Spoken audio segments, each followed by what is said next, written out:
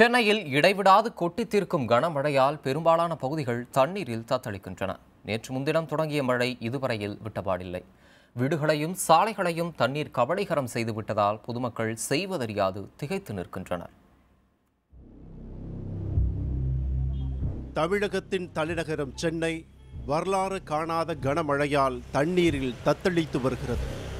மழைக்காலத்தில் தாழ்வான சாலைகளில் தண்ணீர் தேங்கும் என்ற நிலை மாறி தற்போதைய கனமழைக்கு முக்கிய சாலைகளும் மழை நீரில் மூழ்கி போயுள்ளன.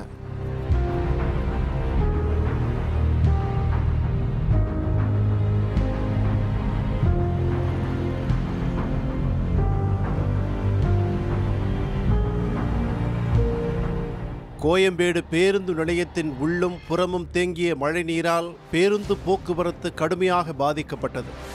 தண்டவாளத்தில் தண்ணீர் தேங்கியதால் மின்சார ரயில் சேவை கடுமையாக பாதிக்கப்பட்டதுடன் எக்ஸ்பிரஸ் ரயில்கள் பல ரத்தானதால் பயணிகள் பொதுமக்கள் செய்வதறியாது திகைத்து நின்றனர். ஆஃபீஸ் போக முடியல, பஸ்ஸும் வரல, ஆட்டோ எதுவுமே வரல. இந்த வண்டினால் மழைனால் ஒன்றும் போக முடியல. வெளியூர் போகிறவங்க போக முடியல. பசங்க அரியர் எக்ஸாம் எழுதணும் அப்படின்னு போகிறாங்க. சுத்தமாக தாம்பரம் அந்த சைடெல்லாம் போக முடியல. வெளியூர் போகிறவங்களால முடியல, ட்ரெயினுக்கும் பிடிக்க முடியல. வீட்டுக்கு போகிறதே கஷ்டமாக இருக்கும் போல இருக்குது. பஸ்ஸும் வர மாட்டேங்குது. நான் வெயிட் பண்ணிகிட்ருக்கேன். பஸ்ஸு வருமா வராதான்றது டவுட்டாகவே இருக்குது.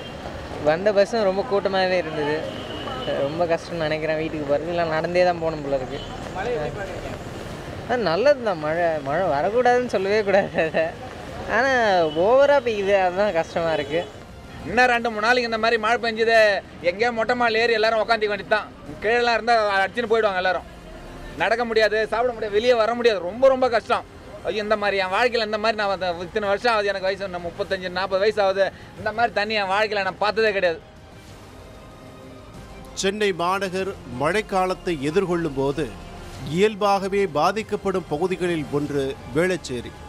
தற்போது தொடர் கனமழையால் வேளச்சேரியின் பெரும்பாலான பகுதிகள் மழைநீரால் சூழப்பட்டு இயல்பு வாழ்க்கை முற்றாக ஸ்தம்பித்து போயுள்ளது.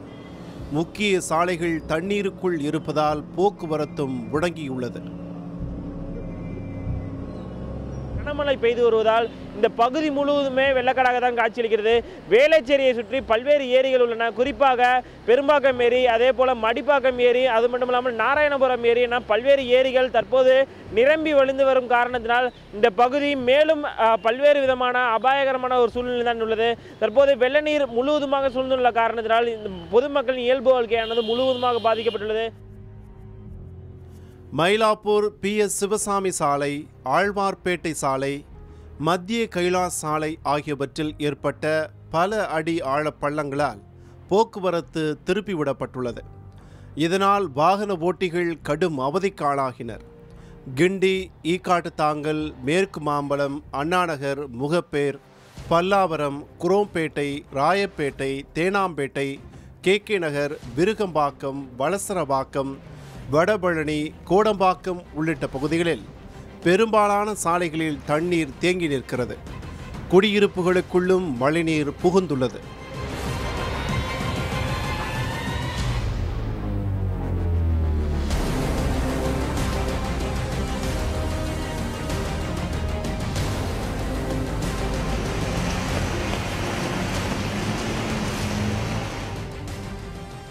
சென்னைக்கு நுழைவு வாயில்களில் ஒன்றான தாம்பரத்தின் கிழக்கு மற்றும் மேற்கு பகுதிகள் தண்ணீரால் சூழப்பட்டுள்ளன.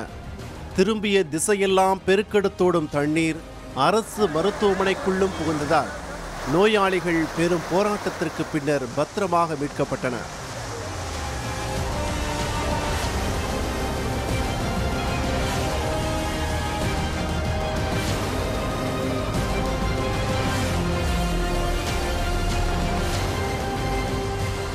கனமழையின் காரணமாக சென்னையில் பல்வேறு இடங்களில் வெள்ளப்பெருக்கு ஏற்பட்டிருக்கிறது. இப்போது நான் இருக்கும் இந்த தாம்பரம் அரசு மருத்துவமனையில் தாம்பரம் பிரதான சாலையில் இருக்கும் அந்த வெள்ள நீர் முழுவதுமாக வெள்ளம் போல் அடித்து வந்து இந்த மருத்துவமனைக்குள் இறங்கும் அந்த காட்சிகளை நேரில் பார்க்கலாம். தாம்பரத்தை அடுத்த புறநகர் பகுதியான முடிச்சூர் மீண்டும் வெள்ளக்காடாக மாறியிருக்கிறது. அனைத்து தெருக்களிலும் மழைநீர் நீக்கமர தேங்கியிருப்பதால் வெள்ளத்தில் சிக்கிய மக்களை மீட்பதில் பெரும் பின்னடைவு ஏற்பட்டது. பின்னர் ஒரு வழியாக 200க்கும் அதிகமான இராணுவத்தினர் முடிச்சூர் பகுதிகளில் உள்ளூர் தீயணைப்பு மற்றும் காவல்துறையினர் தன்னார்வலர்களுடன் மீட்பு பணியில் ஈடுபட்டுள்ளனர். வீடு போட்டிக்கெல்லாம் வந்துடுச்சு. வடிகால் எங்கெங்க இது பண்ணால் சுத்தம் பண்ணிவிட்டு நல்லா காவாயெல்லாம் நல்லா தூரம் எடுத்துகிட்டு எல்லாம் சுத்தம் பண்ணால் தாங்க இது விடிவு காலம், இல்லைன்னா விடிவு காலம் கிடையாது. ஏரியாவுக்கு 8 மணிக்கு பார்த்தீங்கன்னா ஒரு பெரிய குளம் இருக்குது. அந்த குளம் வந்து ஒரு 5:30 மணிக்கே உடஞ்சிருச்சு. அது ஃபுல்லாகவே அந்த ரோடு மட்டும் இல்லாமல் ஒரு பாலம் இருக்குது. அந்த பாலத்துக்கு அடியில் வந்து பார்த்தீங்கன்னா அந்த மண் சரிஞ்சு தார் ரோடே அமுங்கி எங்கள் ஏரியா ஃபுல்லாக அவுட்டு, டோட்டல் அவுட்டு. கொட்டு மழையால் தண்ணீர் வெளியேற வழியின்றி சாலையை ஆக்கிரமித்ததால் குரோம்பேட்டை முதல் பெருங்குளத்தூர் வரையில் நேற்று மாலை தொடங்கி நள்ளிரவை கடந்தும் போக்குவரத்து கடுமையாக பாதிக்கப்பட்டது. 4 வழிச்சாலை 1 வழிச்சாலையாக மாறியதால் வாகனங்கள் நத்தை போல் ஊறும் நிலைக்கு தள்ளப்பட்டதால் பணி முடிந்து வீடு திரும்பியோர் கடும் அவதிக்கு ஆளாகினர். சாலையின் இரு மருங்கிலும் தண்ணீர் தேங்கி இருக்கிறது. இதன் காரணமாக போக்குவரத்து போலீசார் இந்த சாலையை ஒரு வழியாக பயன்படுத்தும்படி அறிவுறுத்தி இருக்கிறார்கள். மேலும் குரோம்பேட்டை பாலத்தின் கீழ்ப்பகுதியில் தண்ணீர் பெருமளவு தேங்கி இருக்கும் காரணத்தினால் கீழ்ப்பகுதியில் போக்குவரத்து செல்ல அனுமதி இல்லை. பாலத்தின் மேல் பகுதி செல்லவே அனுமதி அளிக்கப்பட்டிருக்கிறது. தாழ்வான பகுதிகளில் வசிப்போர் பாதுகாப்பான இடங்களுக்கு செல்லுமாறும் அறிவுறுத்தப்பட்டுள்ளனர். ஜிஎஸ்டி, இசிஆர், OMR சாலைகளில் பல இடங்களில் சாலையின் குறுக்காக தண்ணீர் பெருக்கெடுப்பதால் வாகனங்களில் செல்வோர் அந்த சாலைகளை தவிர்க்குமாறு காவல்துறை கேட்டுக்கொண்டுள்ளது. புதிய தலைமுறைக்காக செய்தியாளர் குழு.